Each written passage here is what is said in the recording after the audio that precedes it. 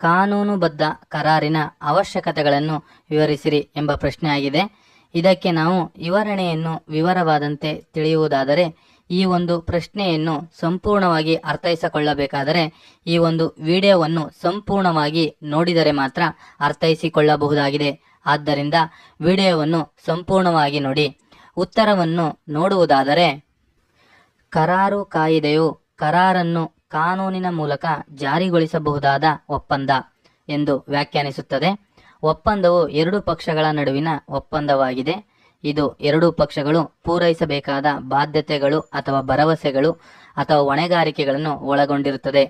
ಅಂತಹ ಒಪ್ಪಂದವನ್ನು ಕಾನೂನಿನಿಂದ ಬಂಧಿಸಿದಾಗ ಅದು ಕರಾರು ಆಗುತ್ತದೆ ಎಂಬುದಾಗಿ ತಿಳಿಯಬಹುದಾಗಿದೆ. ಆದ್ದರಿಂದ ಒಪ್ಪಂದವು ಕರಾರಿನ ಪಕ್ಷಗಳು ನಿರ್ವಹಿಸಬೇಕಾದ ಪರಸ್ಪರ ಭರವಸೆಗಳನ್ನು ಒಳಗೊಂಡಿದೆ. ಎರಡೂ ಪಕ್ಷಗಳು ಮತ್ತೊಬ್ಬರಿಗಾಗಿ ಏನನ್ನಾದರೂ ನಿರ್ವಹಿಸಬೇಕಾದ ಭರವಸೆಗಳು ಪರಸ್ಪರ ಸಂಬಂಧ ಹೊಂದಿವೆ ಎಂಬುದಾಗಿ ತಿಳಿಯಬಹುದಾಗಿದೆ.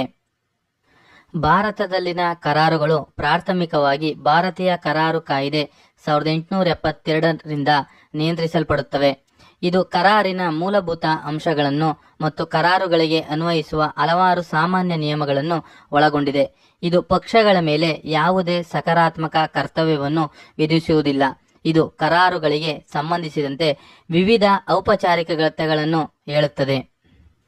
ಒಟ್ಟಾರೆಯಾಗಿ ಈ ಒಂದು ಪ್ರಶ್ನೆಯಾದಂತಹ ಕಾನೂನುಬದ್ಧ ಕರಾರಿನ ಅವಶ್ಯಕತೆಗಳು, ಇದನ್ನು ನಾವು ನೋಡುವುದಾದರೆ ಈ ಕೆಳಗಿನಲ್ಲಿ ಒಂದೊಂದಾಗಿ ವಿವರವಾದಂತೆ ತಿಳಿಯಬಹುದಾಗಿದೆ. ಕಾನೂನುಬದ್ಧ ಕರಾರಿನ ಅವಶ್ಯಕತೆಗಳನ್ನು ಕರಾರಿನ ಕಾನೂನಿನ ಅಡಿಯಲ್ಲಿ ಕೆಲವೊಂದು ಅಂಶಗಳ ಆಧಾರದ ಮೇಲೆ ಮುಂದಿನ ಸಾಲುಗಳಲ್ಲಿ ವಿವರವಾದಂತೆ ತಿಳಿಯಬಹುದಾಗಿದೆ. ಅಂತಹ ಪ್ರಮುಖವಾದ ಕಾನೂನುಬದ್ಧ ಕರಾರಿನ ಅವಶ್ಯಕತೆಗಳೆಂದರೆ: 1ನೇ ಅವಶ್ಯಕತೆ ಅಂಶ ಎರಡು ಪಕ್ಷಗಳು ಅಥವಾ ಹೆಚ್ಚಿನ ಪಕ್ಷಗಳಿರಬೇಕು ಎಂಬುದಾಗಿ ತಿಳಿಸುತ್ತದೆ. ವಿವರಣೆಯನ್ನು ನೋಡುವುದಾದರೆ, ಮಾನ್ಯವಾದ ಒಪ್ಪಂದವು ಸಂಪರ್ಕದಿಂದ ಗುರುತಿಸಲ್ಪಟ್ಟ ಕನಿಷ್ಠ ಎರಡು ಪಕ್ಷಗಳನ್ನು ಒಳಗೊಂಡಿರಬೇಕು. ಈ ಪಕ್ಷಗಳಲ್ಲಿ ಒಂದು ಪ್ರಸ್ತಾಪವನ್ನು ಮಾಡುತ್ತದೆ ಮತ್ತು ಇನ್ನೊಂದು ಪಕ್ಷವು ಅಂತಿಮವಾಗಿ ಅದನ್ನು ಒಪ್ಪಿಕೊಳ್ಳುತ್ತದೆ. ಎರಡೂ ಪಕ್ಷಗಳು ಕಾನೂನು ಅಸ್ತಿತ್ವ ಎಂದು ಕರೆಯಲ್ಪಡುವ ಯಾವುದನ್ನಾದರೂ ಹೊಂದಿರಬೇಕು ಎಂಬುದಾಗಿ ಇದರಲ್ಲಿ ನೋಡಬಹುದಾಗಿದೆ. ಉದಾಹರಣೆಗೆ, ಕಂಪನಿಗಳು, ಶಾಲೆಗಳು, ಸಂಸ್ಥೆಗಳು ಇತ್ಯಾದಿ ಅಥವಾ ನೈಸರ್ಗಿಕ ವ್ಯಕ್ತಿಗಳಾಗಿರಬೇಕು. ಅವುಗಳನ್ನು ಪಕ್ಷಗಳು ಎಂಬುದಾಗಿ ಪರಿಗಣಿಸಬಹುದಾಗಿದೆ. ಅಂದರೆ ಎರಡು ಅಥವಾ ಹೆಚ್ಚಿನ ಪಕ್ಷಗಳ ನಡುವೆ ಮಾತ್ರ ಒಪ್ಪಂದವನ್ನು ನಮೂದಿಸಬಹುದು. ಯಾರೂ ತನ್ನೊಂದಿಗೆ ಒಪ್ಪಂದ ಮಾಡಿಕೊಳ್ಳಲು ಸಾಧ್ಯವಿಲ್ಲ. ಹೀಗಾಗಿ ಕನಿಷ್ಠ ಎರಡು ಪಕ್ಷಗಳು ಒಪ್ಪಂದಕ್ಕೆ ಪ್ರವೇಶಿಸುವ ಅಗತ್ಯವಿದೆ. ಇದಲ್ಲದೆ ಅಂತಹ ಪಕ್ಷಗಳು ಒಪ್ಪಂದಕ್ಕೆ ಸಮರ್ಥರಾಗಿರಬೇಕು. ಆ ಒಪ್ಪಂದವನ್ನು ಕಾನೂನಾತ್ಮಕವಾಗಿ ಜಾರಿಗೊಳಿಸಿದರೆ ಅದು ಕರಾರು ಎಂಬುದಾಗಿ ಪರಿಗಣಿಸಲಾಗುತ್ತದೆ. ಈ ಒಂದು ಅವಶ್ಯಕತೆ ಅಂಶದಲ್ಲಿ ನೋಡುವುದಾದರೆ, ಇಲ್ಲಿ ತಮಗೆ ತಾವೇ ಒಬ್ಬರೇ ಯಾವುದೇ ರೀತಿಯಲ್ಲಿ ಒಪ್ಪಂದ ಮಾಡಿಕೊಳ್ಳಲಾಗುವುದಿಲ್ಲ. ಎರಡು ಪಕ್ಷಗಳು ಅಥವಾ ಹೆಚ್ಚಿನ ಪಕ್ಷಗಳು ಅವಶ್ಯಕವಾಗಿ ಇದ್ದರೆ ಮಾತ್ರ ಒಪ್ಪಂದವು ನಡೆಯುತ್ತದೆ ಎಂಬುದನ್ನು ಈ ಒಂದು ಅಂಶದ ಆಧಾರದ ಮೇಲೆ ಅವಶ್ಯಕತೆ ಅಂಶವಾಗಿ ತಿಳಿಯಬಹುದಾಗಿದೆ. ಕಾನೂನುಬದ್ಧ ಕರಾರಿನ ಅವಶ್ಯಕತೆ ಅಂಶಗಳ 2ನೇ ಅಂಶ ಕೊಡುಗೆ ಅಥವಾ ಪ್ರಸ್ತಾಪ ಅಥವಾ ಆಫರ್ ಇರಬೇಕೆಂಬುದಾಗಿ ತಿಳಿಸುತ್ತದೆ. ಇದರ ಬಗ್ಗೆ ವಿವರಣೆಯನ್ನು ನೋಡುವುದಾದರೆ, ಸಾಮಾನ್ಯವಾಗಿ ಲಿಖಿತ ಒಪ್ಪಂದವು ಇತರ ಪಕ್ಷಗಳು ಒಂದು ಪಕ್ಷದಿಂದ ಪ್ರಸ್ತಾಪವನ್ನು ಸ್ವೀಕರಿಸಿದಾಗ ಮಾತ್ರ ತೆರೆದುಕೊಳ್ಳುತ್ತದೆ ಮತ್ತು ಎಲ್ಲಾ ಅರ್ಥದಲ್ಲಿ ನಿರ್ದಿಷ್ಟವಾಗಿರುತ್ತದೆ. ಕೊಡುಗೆ ಅಥವಾ ಒಪ್ಪಂದವು ಎಲ್ಲಾ ಅರ್ಥದಲ್ಲಿ ಸ್ಪಷ್ಟ ಮತ್ತು ಸಂಪೂರ್ಣವಾಗಿರಬೇಕು. ಭಾರತೀಯ ಕರಾರು ಕಾಯಿದೆ 1872ರ ಸೆಕ್ಷನ್ 2 ಸಬ್ಸೆಕ್ಷನ್ ಎ ಪ್ರಕಾರ ಯಾರಾದರೂ ಏನನ್ನಾದರೂ ಮಾಡಲು ಅಥವಾ ಮಾಡದಿದ್ದಾಗ ಕೊಡುಗೆಯನ್ನು ನೀಡಲಾಗುತ್ತದೆ. ಇದಕ್ಕೆ ಒಂದು ಸೂಕ್ತ ಉದಾಹರಣೆಯನ್ನು ನೋಡುವುದಾದರೆ, ರಾಮ್ ತನ್ನ ಮನೆಯನ್ನು ಶ್ಯಾಮ್ಗೆ ಮಾರಲು ಪ್ರಸ್ತಾಪಿಸಿದಾಗ ಇಲ್ಲಿ ಒಂದು ಪ್ರಸ್ತಾಪವನ್ನು ಮಾಡಲಾಗಿದೆ. ಮಾಡಿದ ಪ್ರಸ್ತಾಪವನ್ನು ಸ್ಪಷ್ಟವಾಗಿರಬೇಕು, ಸಂತೃಪ್ತವಾಗಿರಬೇಕು ಮತ್ತು ಖಚಿತವಾಗಿರಬೇಕು. ಇದನ್ನು ಇತರ ಪಕ್ಷವು ಸರಿಯಾಗಿ ತಿಳಿಸಬೇಕು ಮತ್ತು ಸರಿಯಾಗಿ ಅರ್ಥೈಸಿಕೊಳ್ಳಬೇಕು. ಪ್ರಸ್ತಾಪವು ಕಾನೂನುಬದ್ಧ ಮತ್ತು ಕಾನೂನುಬದ್ಧವಾಗಿರಬೇಕು ಎಂಬುದಾಗಿ ತಿಳಿಸುತ್ತದೆ. ಅಂದರೆ ರಾಮ್ ತನ್ನ ಮನೆಯನ್ನು ಶ್ಯಾಮ್ಗೆ ಮಾರಲು ಪ್ರಸ್ತಾಪಿಸಿದ್ದಾನೆ. ಶ್ಯಾಮ್ಗೆ ಬಿಟ್ಟು ಇನ್ಯಾರಿಗೂ ಈ ವಿಚಾರವನ್ನು ಪ್ರಸ್ತಾಪಿಸಿಲ್ಲ. ಹಾಗೂ ಅವನು ಎಷ್ಟಕ್ಕೆ ಮಾರುತ್ತೇನೆ ಮತ್ತು ಯಾವ ರೀತಿ ಮಾರುತ್ತೇನೆ ಎಲ್ಲ ವಿಚಾರವನ್ನು ಸ್ಪಷ್ಟವಾಗಿ ಮತ್ತು ಸಂಕ್ಷಿಪ್ತವಾಗಿ ಮತ್ತು ಖಚಿತವಾಗಿ ಪ್ರಸ್ತಾಪಿಸುವುದು ಎಂಬುದಾಗಿ ಈ ಒಂದು ಅಂಶದಲ್ಲಿ ನೋಡಬಹುದಾಗಿದೆ. ಕಾನೂನುಬದ್ಧ ಕರಾರಿನ ಅವಶ್ಯಕತಾ ಅಂಶಗಳಲ್ಲಿ ಮೂರನೇ ಅಂಶ ಸ್ವೀಕಾರ ಅಥವಾ ಒಪ್ಪಿಗೆ.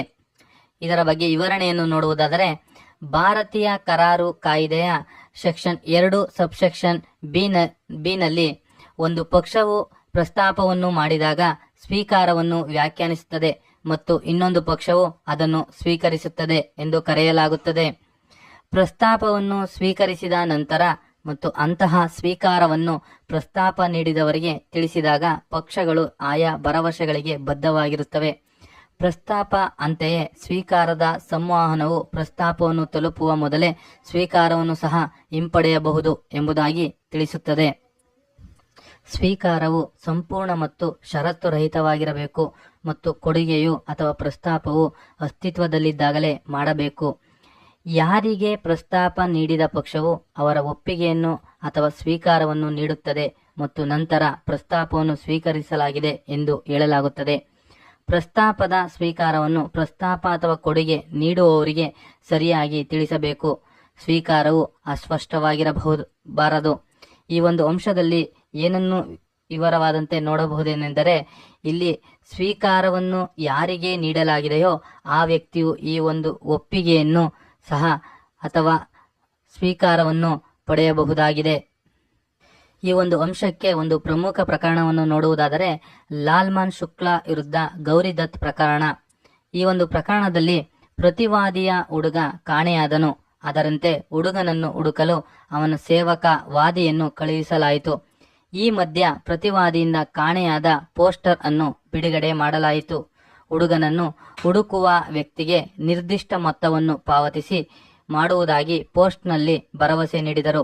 ಅಂತಹ ಪ್ರಸ್ತಾಪದ ಬಗ್ಗೆ ತಿಳಿದಿರದ ಅಥವಾ ಗೊತ್ತಿಲ್ಲದ ಸೇವಕನು ಹುಡುಗನನ್ನು ಹುಡುಕುವಲ್ಲಿ ಯಶಸ್ವಿಯಾದನು. ಹುಡುಗನನ್ನು ಪ್ರತಿವಾದಿಗೆ ಒಪ್ಪಿಸಿದನು. ತದನಂತರದ ದಿನಗಳಲ್ಲಿ ಅಂತಹ ಪ್ರಸ್ತಾಪವು ಅಸ್ತಿತ್ವದಲ್ಲಿದೆ ಎಂದು ಅವನು ಕಂಡುಹಿಡಿದ. ನಂತರ ಅವನು ಪರಿಗಣನೆಗೆ ಕೇಳಿದರು, ಆದರೆ ಅದನ್ನು ನಿರಾಕರಿಸಲಾಯಿತು. ನ್ಯಾಯಾಲಯವು ಪ್ರತಿವಾದಿಯ ಪರವಾಗಿ ತೀರ್ಪು ನೀಡಿತು. ಫಿರ್ಯಾದಿಯು ಪ್ರಸ್ತಾಪದ ಬಗ್ಗೆ ಅಜ್ಞಾನಿಯಾಗಿದ್ದಾನೆ ಮತ್ತು ಆದ್ದರಿಂದ ಭರವಸೆಯ ಕಾರ್ಯಕ್ಷಮತೆಯು ಸ್ವೀಕಾರಕ್ಕೆ ಸಮನಾಗಿರುವುದಿಲ್ಲ ಎಂಬುದಾಗಿ ಈ ಒಂದು ಪ್ರಕರಣದಲ್ಲಿ ಸ್ವೀಕಾರದ ಬಗ್ಗೆ ತಿಳಿಸಲಾಗಿದೆ. ಇಲ್ಲಿ ಪ್ರಸ್ತಾಪವನ್ನು ಅಥವಾ ಕೊಡುಗೆಯನ್ನು ನೀಡಿದವನು ಹಾಗೂ ಸ್ವೀಕಾರವನ್ನು ಮಾಡುವವನು ಇಬ್ಬರೂ ಸಹ ಸಮ್ಮತಿ ಬಗ್ಗೆ ತಿಳಿಸಲಾಗಿರುತ್ತದೆ. ಕಾನೂನುಬದ್ಧ ಕರಾರಿನ ಅವಶ್ಯಕತೆ ಅಂಶ 4ನೇ ಅಂಶವಾದಂತಹ ಕಾನೂನುಬದ್ಧ ಪರಿಗಣನೆ ಆಗಿರಬೇಕು.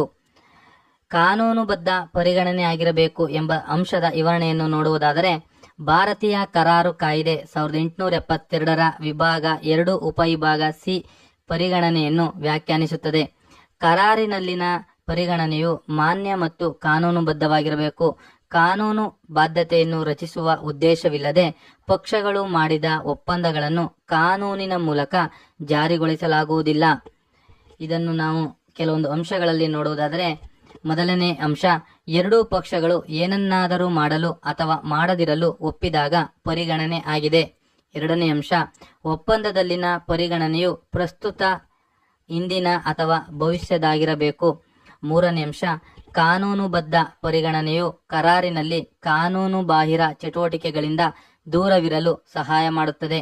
ನಾಲ್ಕನೇ ಅಂಶ, ಕಾನೂನು ಬಾಹಿರ ಪರಿಗಣನೆಯನ್ನು ಹೊಂದಿರುವ ಒಪ್ಪಂದಗಳು ಅನೂರ್ಜಿತವಾಗಿರುತ್ತವೆ.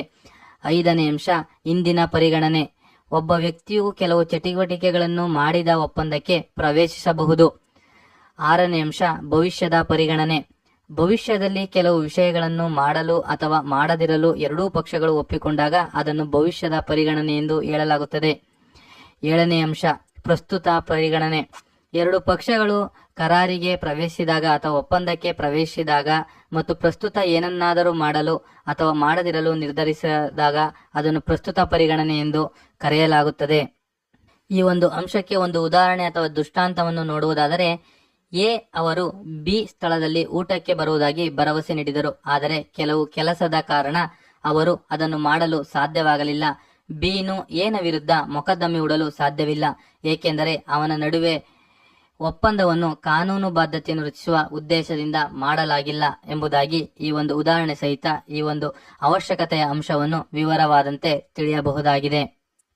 ಕಾನೂನುಬದ್ಧ ಕರಾರಿನ ಐದನೇ ಅವಶ್ಯಕತೆ ಅಂಶ ಏನೆಂದರೆ, ಕಾನೂನು ಸಂಬಂಧವನ್ನು ರಚಿಸುವ ಉದ್ದೇಶವಾಗಿರಬೇಕು ಎಂಬ ಅಂಶವಾಗಿದೆ. ಕಾನೂನು ಸಂಬಂಧವನ್ನು ರಚಿಸುವ ಉದ್ದೇಶ ಹೊಂದಿರಬೇಕು ಎಂಬ ಅಂಶದ ಆಧಾರದ ಮೇಲೆ ವಿವರಣೆಯನ್ನು ನೋಡುವುದಾದರೆ, ವಿವಿಧ ಪಕ್ಷಗಳು ಕರಾರನ್ನು ಪ್ರವೇಶಿಸಿದಾಗ ಅವರ ನಡುವೆ ಕಾನೂನು ಬಾಂಧವ್ಯವನ್ನು ಸೃಷ್ಟಿಸಲಾಗುತ್ತದೆ. ಈ ಕಾನೂನು ಲಿಂಕ್ ಅಥವಾ ಕೊಂಡಿಯು ಕಾನೂನಿನ ಮೂಲಕ ಜಾರಿಗೊಳಿಸಬಹುದಾಗಿದೆ. ಇದನ್ನು ಕೆಲವೊಂದು ಅಂಶಗಳಲ್ಲಿ ನೋಡುವುದಾದರೆ, ಮೊದಲನೇ ಅಂಶ, ಭಾರತೀಯ ಕರಾರು ಕಾಯಿದೆ 1872ರ ವಿಭಾಗ 2 ಉಪವಿಭಾಗ ಎಚ್ ಕಾನೂನಿನ ಮೂಲಕ ಜಾರಿಗೊಳಿಸಬಹುದಾದ ಒಪ್ಪಂದಗಳು ಮಾನ್ಯವಾದ ಕರಾರು ಎಂದು ವ್ಯಾಖ್ಯಾನಿಸುತ್ತದೆ. ಎರಡನೇ ಅಂಶ, ಪತಿ ಮತ್ತು ಹೆಂಡತಿ ಮತ್ತು ತಂದೆ ಮತ್ತು ಮಗನಂತಹ ಕುಟುಂಬದ ಸದಸ್ಯರ ನಡುವಿನ ಒಪ್ಪಂದಗಳು ಸಂಬಂಧದ ಕಾನೂನು ಬದ್ಧತೆಯನ್ನು ವ್ಯಕ್ತಪಡಿಸದ ಹೊರತು ಕಾನೂನು ಬಾಧ್ಯತೆಯನ್ನು ಸೃಷ್ಟಿಸುವುದಿಲ್ಲ. ಮೂರನೇ ಅಂಶ, ಒಪ್ಪಂದವು ಕಾನೂನು ಬಾಧ್ಯತೆಯನ್ನು ರಚಿಸಿದಾಗ ಅದು ಕರಾರು ಆಗುತ್ತದೆ ಎಂಬ ಅಂಶಗಳ ಆಧಾರದ ಮೇಲೆ ಕಾನೂನುಬದ್ಧ ಕರಾರಿನ 5ನೇ ಅವಶ್ಯಕತಾ ಅಂಶವನ್ನು ವಿವರವಾದಂತೆ ತಿಳಿಯಬಹುದಾಗಿದೆ. ಕಾನೂನುಬದ್ಧ ಕರಾರಿನ 6ನೇ ಅವಶ್ಯಕತೆ ಅಂಶ ಏನೆಂದರೆ, ಪಕ್ಷಗಳು ಸಾಮರ್ಥ್ಯ ಹೊಂದಿರಬೇಕು ಎಂಬುದಾಗಿ ತಿಳಿಸುತ್ತದೆ. ಪಕ್ಷಗಳು ಸಾಮರ್ಥ್ಯ ಹೊಂದಿರಬೇಕು ಎಂಬುದರ ಬಗ್ಗೆ ವಿವರಣೆಯನ್ನು ನೋಡುವುದಾದರೆ, ಭಾರತೀಯ ಕರಾರು ಕಾಯಿದೆ 1872 ಕರಾರಿಗೆ ಪ್ರವೇಶಿಸುವುದನ್ನು ಯಾರೂ ನಿಷೇಧಿಸುವುದಿಲ್ಲ. ಆದರೆ ಈ ಕಾಯ್ದೆಯು ಕೆಲವು ವ್ಯಕ್ತಿಗಳನ್ನು ಕರಾರಿಗೆ ಪ್ರವೇಶಿಸಲು ಅಸಮರ್ಥರೆಂದು ವ್ಯಾಖ್ಯಾನಿಸುತ್ತದೆ.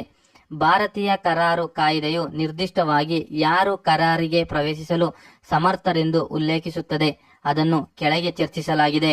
ಅಂತಹ ಅಂಶಗಳೆಂದರೆ, ಮೊದಲನೇ ಅಂಶ, ವಯಸ್ಕ ಅಥವಾ ಪ್ರಾಪ್ತ ವಯಸ್ಕರು ಕರಾರಿಗೆ ಪ್ರವೇಶಿಸಬಹುದು. ಇದರ ಬಗ್ಗೆ ನಾವು ವಿವರಣೆಯನ್ನು ನೋಡುವುದಾದರೆ, ಬಹುಮತದ ವಯಸ್ಸನ್ನು ಸಾಧಿಸಿದ ವ್ಯಕ್ತಿಯಾಗಿರುತ್ತಾರೆ. ಇಂಡಿಯನ್ ಮೆಜಾರಿಟಿ ಆಕ್ಟ್ ಪ್ರಕಾರ ಸೆಕ್ಷನ್ 3ರಲ್ಲಿ 18 ವರ್ಷವನ್ನು ಸಾಧಿಸಿದ ವ್ಯಕ್ತಿಯನ್ನು ಮೇಜರ್ ಅಥವಾ ಪ್ರಾಪ್ತ ವಯಸ್ಕ ಎಂದು ವ್ಯಾಖ್ಯಾನಿಸಲಾಗುತ್ತದೆ. ಎರಡನೇ ಅಂಶ, ಸೌಂಡ್ ಮೈಂಡ್ ಅಥವಾ ಉತ್ತಮ ಮನಸ್ಸು ಹೊಂದಿದ ವ್ಯಕ್ತಿಗಳಾಗಿರುತ್ತಾರೆ. ಒಪ್ಪಂದಕ್ಕೆ ಪ್ರವೇಶಿಸುವ ವ್ಯಕ್ತಿಯು ಉತ್ತಮ ಮನಸ್ಸು ಹೊಂದಿರಬೇಕು. ಅಸ್ವಸ್ಥ ಮನಸ್ಸಿನ ಯಾರೊಂದಿಗಾದರೂ ಒಪ್ಪಂದಕ್ಕೆ ಪ್ರವೇಶಿಸುವುದು ಅಮಾನ್ಯವಾಗಿದೆ. ಕೆಲವರಿಗೆ ಅಸ್ವಸ್ಥ ಮನಸ್ಸು ಇರುತ್ತದೆ. ಈ ವ್ಯಕ್ತಿಗಳು ಉತ್ತಮ ಮನಸ್ಸಿನಲ್ಲಿದ್ದಾಗ ಮಾತ್ರ ಒಪ್ಪಂದ ಮಾಡಿಕೊಳ್ಳಬಹುದು. ಮೂರನೇ ಅಂಶ, ಕಾನೂನಿನಿಂದ ನಿಷೇಧಿಸಲಾಗಿಲ್ಲದ ವ್ಯಕ್ತಿಗಳು. ಅಂದರೆ ಕಾನೂನಿನಿಂದ ನಿಷೇಧಿಸಲ್ಪಟ್ಟ ವ್ಯಕ್ತಿಯು ಕರಾರಿಗೆ ಪ್ರವೇಶಿಸಲು ಸಾಧ್ಯವಿಲ್ಲ. ಅಪರಾಧಿಗಳು ಮತ್ತು ದಿವಾಳಿಯಾದ ವ್ಯಕ್ತಿಗಳು ಕರಾರಿಗೆ ಪ್ರವೇಶಿಸುವಂತಿಲ್ಲ. ನ್ಯಾಯಾಲಯದಿಂದ ಕರಾರಿಗೆ ಪ್ರವೇಶಿಸಲು ಅಸಮರ್ಥರೆಂದು ಗುರುತಿಸಲ್ಪಟ್ಟ ವ್ಯಕ್ತಿಗಳು ಕರಾರಿನಲ್ಲಿ ಭಾಗವಹಿಸುವಂತಿಲ್ಲ. ಹೀಗೆ ಈ ಒಂದು 6ನೇ ಅಂಶದಲ್ಲಿ ಪಕ್ಷಗಳ ಸಾಮರ್ಥ್ಯ ಹೊಂದಿರಬೇಕು ಎಂಬ ಅವಶ್ಯಕತೆ ಅಂಶವನ್ನು ವಿವರವಾದಂತೆ ತಿಳಿಸಲಾಗಿದೆ. ಕಾನೂನುಬದ್ಧ ಕರಾರಿನ 7ನೇ ಅವಶ್ಯಕತಾ ಅಂಶವನ್ನು ನೋಡುವುದಾದರೆ, 7ನೇ ಅವಶ್ಯಕತೆ ಅಂಶ ಪಕ್ಷಗಳ ಮುಕ್ತ ಒಪ್ಪಿಗೆಯಾಗಿದೆ. ಈ ಒಂದು ಪಕ್ಷಗಳ ಮುಕ್ತ ಒಪ್ಪಿಗೆ ಬಗ್ಗೆ ವಿವರವಾದಂತೆ ನೋಡುವುದಾದರೆ, ಕರಾರಿಗೆ ಪ್ರವೇಶಿಸುವ ಎರಡೂ ಪಕ್ಷಗಳು ತಮ್ಮ ಸ್ವತಂತ್ರ ಇಚ್ಛೆಯ ಕರಾರಿಗೆ ಪ್ರವೇಶಿಸಬೇಕು. ಭಾರತೀಯ ಕರಾರು ಕಾಯಿದೆ 1872ರ ಸೆಕ್ಷನ್ 13 ಒಪ್ಪಿಗೆಯು ಕರಾರಿನ ಪ್ರಮುಖ ಅವಶ್ಯಕತೆಯಾಗಿದೆ. ಕರಾರಿನ ಎಲ್ಲಾ ಪಕ್ಷಗಳು ಒಂದೇ ಅರ್ಥದಲ್ಲಿ ಒಂದೇ ವಿಷಯವನ್ನು ಒಪ್ಪಿಕೊಂಡಾಗ ಅದು ಮುಕ್ತ ಒಪ್ಪಿಗೆ ಎಂದು ಹೇಳಲಾಗುತ್ತದೆ. ಕೆಳಗಿನವುಗಳಲ್ಲಿ ಮುಕ್ತವಾದಾಗ ಕರಾರನ್ನು ಮುಕ್ತ ಒಪ್ಪಿಗೆ ಎಂದು ಹೇಳಲಾಗುತ್ತದೆ. ಮೊದಲನೇ ಅಂಶ, ಬಲಾತ್ಕಾರ ಅಥವಾ ಬಲವಂತ ಆಗಿರಬಾರದು. ಅಂದರೆ ಭಾರತೀಯ ಕರಾರು ಕಾಯ್ದೆ 1872ರ ವಿಭಾಗ 15 ಬಲಾತ್ಕಾರವನ್ನು ವ್ಯಾಖ್ಯಾನಿಸುತ್ತದೆ. ಕರಾರು ಮಾಡಿಕೊಳ್ಳುವಂತೆ ಒಂದು ಪಕ್ಷವು ಇನ್ನೊಬ್ಬರಿಗೆ ಬೆದರಿಕೆ ಹಾಕಿದರೆ ಅದು ಭಾರತೀಯ ದಂಡ ಸಂಹಿತೆಯಡಿ ಅಪರಾಧವಾಗುತ್ತದೆ. ಬಾಧಿತ ಪಕ್ಷವು ಬಲವಂತದ ಅಡಿಯಲ್ಲಿ ಕರಾರನ್ನು ರದ್ದುಗೊಳಿಸಬಹುದು.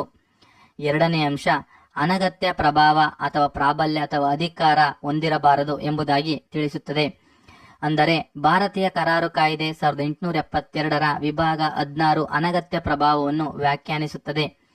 ಒಬ್ಬ ವ್ಯಕ್ತಿಯು ತನ್ನ ಶಕ್ತಿಯನ್ನು ಬಳಸಿಕೊಂಡು ಇತರ ವ್ಯಕ್ತಿಯನ್ನು ಕರಾರಿಗೆ ಪ್ರವೇಶಿಸುವಂತೆ ಮಾಡುವುದನ್ನು ಅನಗತ್ಯ ಪ್ರಭಾವ ಎಂದು ಕರೆಯಲಾಗುತ್ತದೆ.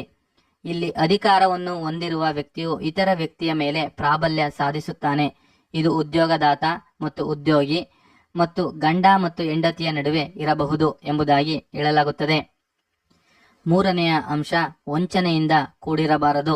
ಅಂದರೆ ಭಾರತೀಯ ಕರಾರು ಕಾಯ್ದೆ ಸೆಕ್ಷನ್ 17 ವಂಚನೆಯನ್ನು ವ್ಯಾಖ್ಯಾನಿಸುತ್ತದೆ. ಒಬ್ಬ ವ್ಯಕ್ತಿಗೆ ಸತ್ಯವು ನಿಜವಲ್ಲ ಎಂದು ತಿಳಿದಿದ್ದರೂ ಕರಾರಿಗೆ ಪ್ರವೇಶಿಸಲು ಸಕ್ರಿಯವಾಗಿ ಸತ್ಯವನ್ನು ಮರೆಮಾಚಿದಾಗ ಅದನ್ನು ವಂಚನೆ ಎಂದು ಪರಿಗಣಿಸಲಾಗುತ್ತದೆ. 4ನೇ ಅಂಶ, ತಪ್ಪು ನಿರೂಪಣೆ ಹೊಂದಿರಬಾರದು. ಅಂದರೆ ಭಾರತೀಯ ಕರಾರು ಕಾಯ್ದೆಯ ಸೆಕ್ಷನ್ 18 ತಪ್ಪಾಗಿ ನಿರೂಪಿಸುವಿಕೆಯನ್ನು ವ್ಯಾಖ್ಯಾನಿಸುತ್ತದೆ. ಒಂದು ಪಕ್ಷವು ಇನ್ನೊಂದು ಪಕ್ಷವನ್ನು ತಪ್ಪು ದಾರಿಗೆಳೆಯುತ್ತದೆ ಮತ್ತು ಏನನ್ನಾದರೂ ನಿಜವೆಂದು ನಂಬುವಂತೆ ಮಾಡಿದಾಗ ಅದನ್ನು ಸತ್ಯಗಳ ತಪ್ಪು ನಿರೂಪಣೆ ಎಂದು ಕರೆಯಲಾಗುತ್ತದೆ. 5ನೇ ಅಂಶ, ತಪ್ಪು ಅಥವಾ ದೋಷ ಹೊಂದಿರಬಾರದು. ಅಂದರೆ ಭಾರತೀಯ ಕರಾರು ಕಾಯ್ದೆಯ ಸೆಕ್ಷನ್ 20, 21 ಮತ್ತು 22 ತಪ್ಪನ್ನು ಒಳಗೊಂಡಿದೆ. ತಪ್ಪುಗಳು ದ್ವಿಪಕ್ಷೀಯ ಅಥವಾ ಏಕಪಕ್ಷೀಯವಾಗಿರಬಹುದು. ದ್ವಿಪಕ್ಷೀಯ, ಎರಡೂ ಪಕ್ಷಗಳು ಕರಾರಿನಲ್ಲಿ ವಾಸ್ತವಿಕ ತಪ್ಪನ್ನು ಮಾಡಿದಾಗ ಅದು ದ್ವಿಪಕ್ಷೀಯ ತಪ್ಪು ಎಂದು ಹೇಳಲಾಗುತ್ತದೆ. ಇಲ್ಲಿ ಸಂಪೂರ್ಣ ಕರಾರು ಅನೂರ್ಜಿತವಾಗಿದೆ.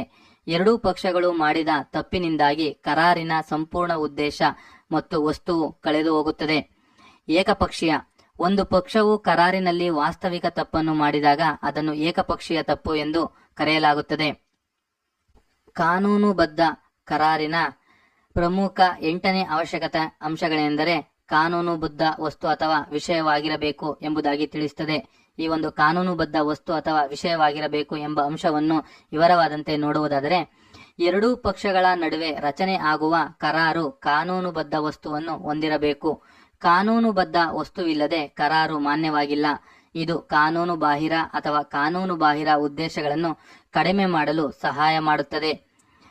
ಭಾರತೀಯ ಕರಾರು ಕಾಯ್ದೆ 1872ರ ಸೆಕ್ಷನ್ 23 ಕಾನೂನುಬದ್ಧ ಅಥವಾ ಕಾನೂನು ಬಾಹಿರವಾದ ಕಾರ್ಯಗಳನ್ನು ಸ್ಪಷ್ಟವಾಗಿ ವ್ಯಾಖ್ಯಾನಿಸುತ್ತದೆ. ಅಂದರೆ ಕಾನೂನು ಅದನ್ನು ನಿಷೇಧಿಸಿದರೆ, ಇದು ಪ್ರಸ್ತುತ ಕಾನೂನಿಗೆ ವಿರುದ್ಧವಾಗಿದ್ದರೆ, ಇದು ವ್ಯಕ್ತಿಯ ಆಸ್ತಿಗೆ ಯಾವುದೇ ಗಾಯವನ್ನು ಹೊಂದಿದೆ ಎಂದು ಭಾವಿಸೋಣ. ಗಾಯವು ದೈಹಿಕ, ಮಾನಸಿಕ, ಕಾನೂನು ಗಾಯ ಅಥವಾ ವ್ಯಕ್ತಿಯ ಖ್ಯಾತಿಗೆ ಹಾನಿಕಾರಕವಾಗಿರಬಹುದು. ಕಾಯಿದೆಯು ಅನೈತಿಕ ಅಥವಾ ಅನ್ಯಾಯವಾಗಿದ್ದರೆ ಎಂಬುದಾಗಿ ಈ ಒಂದು ಅಂಶವನ್ನು ನಾವು ಇದರಲ್ಲಿ ವಿವರವಾದಂತೆ ತಿಳಿಯಬಹುದಾಗಿದೆ. ಕಾನೂನುಬದ್ಧ ಕರಾರಿನ 9ನೇ ಅವಶ್ಯಕತೆ ಅಂಶ ಏನೆಂದರೆ ಕಾರ್ಯಕ್ಷಮತೆಯ ಸಾಧ್ಯತೆ ಹೊಂದಿರಬೇಕು. ಅಂದರೆ ಕಾರ್ಯಕ್ಷಮತೆಯ ಸಾಧ್ಯತೆ ಹೊಂದಿರಬೇಕು ಎಂಬ ಅಂಶವು ಪ್ರಮುಖ ಅವಶ್ಯಕತೆ ಅಂಶ ಆಗಿದ್ದು, ಇದರ ವಿವರಣೆಯನ್ನು ನೋಡುವುದಾದರೆ, ಭಾರತೀಯ ಕರಾರು ಕಾಯಿದೆ 1872ರ ಸೆಕ್ಷನ್ 56 ಕರಾರಿನಲ್ಲಿ ಕಾರ್ಯಕ್ಷಮತೆಯನ್ನು ನಿರ್ವಹಿಸಲು ಅಸಾಧ್ಯವಾದಾಗ ಒಪ್ಪಂದವು ಅಮಾನ್ಯವಾಗಿದೆ ಎಂದು ಹೇಳುತ್ತದೆ. ಕರಾರಿನ ವಸ್ತು ಸಂಪೂರ್ಣವಾಗಿ ಕಳೆದು ಹೋದಾಗ ಕರಾರಿನಲ್ಲಿ ಕಾರ್ಯಕ್ಷಮತೆಯ ಅಸಾಧ್ಯತೆ ಉಂಟಾಗುತ್ತದೆ ಎಂಬುದಾಗಿ ನಾವು ತಿಳಿಯಬಹುದಾಗಿದೆ. ಕಾನೂನುಬದ್ಧ ಕರಾರಿನ 10ನೇ ಅವಶ್ಯಕತೆ ಅಂಶ ಏನೆಂದರೆ ಅರ್ಥದ ಅಥವಾ ಉದ್ದೇಶದ ಖಚಿತತೆ ಹೊಂದಿರಬೇಕು ಎಂಬ ಅಂಶವಾಗಿದೆ. ಈ ಒಂದು ಅರ್ಥದ ಅಥವಾ ಉದ್ದೇಶದ ಖಚಿತತೆ ಹೊಂದಿರಬೇಕು ಎಂಬ ಅಂಶದ ಅವಶ್ಯಕತೆಯ ವಿವರಣೆಯನ್ನು ನೋಡುವುದಾದರೆ, ಕರಾರಿನ ಎಲ್ಲಾ ಪಕ್ಷಗಳು ಒಂದೇ ಅರ್ಥದಲ್ಲಿ ಒಂದೇ ವಿಷಯವನ್ನು ಒಪ್ಪಿಕೊಳ್ಳಬೇಕು. ಕರಾರನ್ನು ಪಕ್ಷಗಳ ನಡುವೆ ಸರಿಯಾಗಿ ಹಂಚಿಕೊಳ್ಳಬೇಕು. ಯಾವುದೇ ತಪ್ಪು ಸಂವಹನ ಅಥವಾ ಇತರ ಇಂದ್ರಿಯಗಳ ಕಲಿಕೆಯು ಮಾನ್ಯವಾಗಿಲ್ಲ. ಹೀಗೆ ಅನೇಕ ಅಂಶಗಳ ಆಧಾರದ ಮೇಲೆ ಅರ್ಥದ ಅಥವಾ ಉದ್ದೇಶದ ಅಥವಾ ಖಚಿತತೆಯ ಹೊಂದಿರಬೇಕು ಎಂಬುದಾಗಿ ಉದ್ದೇಶ ಖಚಿತತೆ ಹೊಂದಿರಬೇಕು ಎಂಬುದಾಗಿ ವಿವರವಾದಂತೆ ತಿಳಿಸುತ್ತದೆ.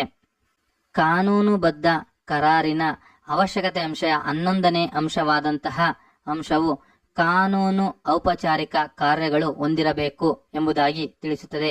ಈ ಒಂದು ಕಾನೂನು ಔಪಚಾರಿಕ ಕಾರ್ಯಗಳು ಹೊಂದಿರಬೇಕು ಎಂಬ ಅಂಶದ ವಿವರಣೆಯನ್ನು ನೋಡುವುದಾದರೆ, ಎರಡೂ ಪಕ್ಷಗಳು ಬರವಣಿಗೆಯಲ್ಲಿ ಅಥವಾ ಮೌಖಿಕವಾಗಿ ಕರಾರಿಗೆ ಪ್ರವೇಶಿಸಬಹುದು. ಕರಾರು ಲಿಖಿತವಾಗಿರಬೇಕು, ನೋಂದಾಯಿಸಿರಬೇಕು ಮತ್ತು ಒಬ್ಬ ಸಾಕ್ಷಿಯನ್ನು ಹೊಂದಿರಬೇಕು ಅಥವಾ ಹೆಚ್ಚಿನ ಸಾಕ್ಷಿಗಳನ್ನಾದರೂ ಹೊಂದಿರಬಹುದು ಎಂಬುದಾಗಿ ನಿರ್ದಿಷ್ಟ ಸಂದರ್ಭಗಳಿವೆ. ಅನೇಕ ಸಂದರ್ಭಗಳಲ್ಲಿ ಕರಾರಿನ ಕಾನೂನು ನಾಗರಿಕತೆಗಳು ಸಹ ಕರಾರಿನ ಸಿಂಧುತ್ವವನ್ನು ನಿರ್ಧರಿಸುತ್ತದೆ ಎಂಬುದಾಗಿ ಇದು ಕಾನೂನು ಔಪಚಾರಿಕ ಕಾರ್ಯಗಳು ಹೊಂದಿರಬೇಕು ಎಂಬುದಾಗಿ ಅವಶ್ಯಕತೆ ಅಂಶಗಳಲ್ಲಿ ವಿವರವಾದಂತೆ ತಿಳಿಸಲಾಗಿದೆ. ಕಾನೂನುಬದ್ಧ ಕರಾರಿನ 12ನೇ ಅವಶ್ಯಕತೆ ಅಂಶ ಏನೆಂದರೆ ಒಪ್ಪಂದದ ನಿಯಮಗಳು ಖಚಿತವಾಗಿರಬೇಕು. ಅಂದರೆ ಒಪ್ಪಂದದ ನಿಯಮಗಳು ಖಚಿತವಾಗಿರಬೇಕು ಎಂಬ ಅಂಶದ ವಿವರಣೆಯನ್ನು ನೋಡುವುದಾದರೆ, ಒಪ್ಪಂದದಲ್ಲಿ ಇರುವ ನಿಯಮಗಳು ಮತ್ತು ಷರತ್ತುಗಳು ಸ್ಪಷ್ಟವಾಗಿರಬೇಕು ಮತ್ತು ನಿಸ್ಸಂದಿಗ್ಧವಾಗಿರಬೇಕು. ಕಾಯಿದೆಯ ಸೆಕ್ಷನ್ 29ರ ಪ್ರಕಾರ ಅನಿಶ್ಚಿತ ಷರತ್ತುಗಳೊಂದಿಗೆ ಮಾಡಿದ ಕರಾರುಗಳು ಅನೂರ್ಜಿತವಾಗಿದೆ ಎಂದು ಹೇಳುತ್ತದೆ. ಇದಕ್ಕೆ ವಿವರಣೆಯನ್ನು ನೋಡುವುದಾದರೆ ಅಥವಾ ಒಂದು ಉದಾಹರಣೆಯನ್ನು ನೋಡುವುದಾದರೆ ಎ ಮತ್ತು ಬಿ 100 ಟನ್ ತೈಲವನ್ನು ಮಾರಾಟ ಮಾಡಲು ಒಪ್ಪುತ್ತದೆ. ಇದು ಯಾವ ತೈಲವನ್ನು ಸ್ಪಷ್ಟವಾಗಿ ಉದ್ದೇಶಿಸಿಲ್ಲ, ಹೀಗಾಗಿ ಒಪ್ಪಂದವು ಅನೂರ್ಜಿತವಾಗಿದೆ. ಇಲ್ಲಿ ಎ ಅವರು ಮಾರಾಟ ಮಾಡಲು ಒಪ್ಪಿದ ತೈಲವನ್ನು ಸ್ಪಷ್ಟವಾಗಿ ಸೂಚಿಸಬೇಕು ಎಂಬುದಾಗಿ ಈ ಒಂದು ಕರಾರಿನ ಅವಶ್ಯಕತಾ ಅಂಶಗಳಲ್ಲಿ ಒಪ್ಪಂದದ ನಿಯಮಗಳು ಖಚಿತವಾಗಿರಬೇಕು ಎಂಬುದಾಗಿ ತಿಳಿಸಲಾಗಿದೆ. ಕಾನೂನುಬದ್ಧ ಕರಾರಿನ 13ನೇ ಅವಶ್ಯಕತಾಂಶ ಏನೆಂದರೆ ಸಾರ್ವಜನಿಕ ನೀತಿಗೆ ವಿರುದ್ಧವಾಗಿರಬಾರದು ಎಂಬುದಾಗಿ ತಿಳಿಸಲಾಗಿದೆ. ಸಾರ್ವಜನಿಕ ನೀತಿಗೆ ವಿರುದ್ಧವಾಗಿರಬಾರದು ಎಂಬ ಅಂಶದ ವಿವರಣೆಯನ್ನು ನೋಡುವುದಾದರೆ ನ್ಯಾಯದ ಆಡಳಿತದಲ್ಲಿ ಹಸ್ತಕ್ಷೇಪ ಮಾಡುವ ಒಪ್ಪಂದಗಳಂತಹ ಸಾರ್ವಜನಿಕ ನೀತಿಗೆ ತೊಂದರೆ ಆಗುವ ರೀತಿಯಲ್ಲಿ ವಿರುದ್ಧವಾದ ಅಂಶಗಳನ್ನು ಒಳಗೊಂಡಿದ್ದರೆ ಕರಾರುಗಳು ಅನೂರ್ಜಿತವಾಗಿವೆ. ಅಂದರೆ ನಾಯಕರು ಒಬ್ಬ ವ್ಯಕ್ತಿಗೆ ಅಥವಾ ಕೆಲವು ವ್ಯಕ್ತಿಗಳ ಅನುಕೂಲತೆಗಾಗಿ ಇಡೀ ಸಾರ್ವಜನಿಕ ತೊಂದರೆಗೆ ಒಳಗಾಗುವುದನ್ನು ತಡೆಯುವ ಉದ್ದೇಶದಿಂದ ಈ ಒಂದು ಅಂಶವನ್ನು ಸಾರ್ವಜನಿಕ ನೀತಿಗೆ ವಿರುದ್ಧವಾಗಿರಬಾರದು ಎಂಬುದಾಗಿ ತಿಳಿಸುತ್ತದೆ. ಅಂದರೆ ಒಬ್ಬರಿಗೋಸ್ಕರ ಹಲವರಿಗೆ ತೊಂದರೆ ಆಗುವುದನ್ನು ತಡೆಯುವ ಬಗ್ಗೆ ಈ ಒಂದು ಅವಶ್ಯಕತಾಂಶಗಳಲ್ಲಿ ವಿವರವಾದಂತೆ ತಿಳಿಸಲಾಗಿದೆ. ಕಾನೂನುಬದ್ಧ ಕರಾರಿನ 14ನೇ ಅವಶ್ಯಕತೆ ಅಂಶ ಏನೆಂದರೆ ಕಾನೂನು ಬಾಧ್ಯತೆ ಹೊಂದಿರಬೇಕು ಅಥವಾ ಕಾನೂನು ಹೊಣೆಗಾರಿಕೆ ಹೊಂದಿರಬೇಕು ಎಂಬುದಾಗಿ ತಿಳಿಸುತ್ತದೆ. ವಿವರಣೆಯನ್ನು ನೋಡುವುದಾದರೆ ಒಪ್ಪಂದವು ಜಾರಿಗೊಳಿಸಬಹುದಾದ ಕಾನೂನು ಬಾಧ್ಯತೆಗಳನ್ನು ಅಥವಾ ಹೊಣೆಗಾರಿಕೆಯನ್ನು ರಚಿಸಬೇಕು. ಅಂದರೆ ಕಾನೂನಿನಲ್ಲಿ ಅಥವಾ ಕಾಯ್ದೆಗಳಿಗೆ ಅನುಗುಣವಾಗಿ ರೂಪಿಸಿದಂತಹ ಬಾಧ್ಯತೆಗಳ ಹೊಣೆಗಾರಿಕೆಗಳನ್ನು ಅನುಸರಿಸುವ ರೀತಿಯಲ್ಲಿ ನಿಯಮಗಳನ್ನು ರೂಪಿಸಬೇಕು ಎಂಬಂತೆ ಕಾನೂನು ಬಾಧ್ಯತೆ ಅಥವಾ ಹೊಣೆಗಾರಿಕೆ ಹೊಂದಿರಬೇಕು ಎಂಬುದಾಗಿ ಈ ಒಂದು ಅವಶ್ಯಕತೆ ಅಂಶದಲ್ಲಿ ವಿವರವಾದಂತೆ ಅರ್ಥೈಸುತ್ತದೆ. ಕಾನೂನುಬದ್ಧ ಕರಾರಿನ 15ನೇ ಅವಶ್ಯಕತೆ ಅಂಶ ಏನೆಂದರೆ ಕೆಲವು ವೇಳೆ ಕರಾರಿನ ಗೌಪ್ಯತೆ ಹೊಂದಿರಬೇಕು ಎಂಬುದಾಗಿ ತಿಳಿಸುತ್ತದೆ. ಈ ಒಂದು ಕೆಲವು ವೇಳೆ ಕರಾರಿನ ಗೌಪ್ಯತೆ ಹೊಂದಿರಬೇಕು ಅಂಶದ ವಿವರಣೆಯನ್ನು ನೋಡುವುದಾದರೆ ಒಪ್ಪಂದದಲ್ಲಿ ಒಳಗೊಂಡಿರುವ ಪಕ್ಷಗಳು ಮಾತ್ರ ಅದರ ನಿಯಮಗಳನ್ನು ಜಾರಿಗೊಳಿಸುವ ಹಕ್ಕನ್ನು ಹೊಂದಿವೆ. ಅಂದರೆ ಪಕ್ಷಗಳು ಗೌಪ್ಯತೆಯನ್ನು ಹೊಂದಲು ಪರಸ್ಪರ ಸಮ್ಮತಿಸಿದರೆ ಅದನ್ನು ಗೌಪ್ಯತೆಯಿಂದ ಇರಿಸಬೇಕು. ಯಾವುದೇ ಗೌಪ್ಯತೆ ಅವಶ್ಯಕತೆ ಇಲ್ಲದಿದ್ದರೆ ಗೌಪ್ಯತೆ ಅಂಶ ಉದ್ಭವಿಸುವುದಿಲ್ಲ. ಏಕೆಂದರೆ ಕೆಲವು ವೈಯಕ್ತಿಕ ವಿಚಾರಗಳಿಗೆ ಸಂಬಂಧಪಟ್ಟಂತೆ ಪಕ್ಷಗಳು ಗೌಪ್ಯತೆಗಳ ಅವಶ್ಯಕತೆ ಅನಿವಾರ್ಯವಾಗಿರುತ್ತದೆ ಎಂಬುದಾಗಿ ಇಲ್ಲಿ ವಿವರವಾದಂತೆ ಈ ಒಂದು ಅಂಶದಲ್ಲಿ ತಿಳಿಯಬಹುದಾಗಿದೆ. ಒಟ್ಟಾರೆಯಾಗಿ ಈ ಮೇಲಿನ 15 ಅಂಶಗಳ ಮುಖಾಂತರ ಕಾನೂನುಬದ್ಧ ಕರಾರಿನ ಅವಶ್ಯಕತೆ ಅಂಶಗಳನ್ನು ವಿವರಣೆ ಸಹಿತವಾಗಿ ಕರಾರು ಕಾನೂನಿಗೆ ಅನುಗುಣವಾಗಿ ತಿಳಿಯಬಹುದಾಗಿದೆ.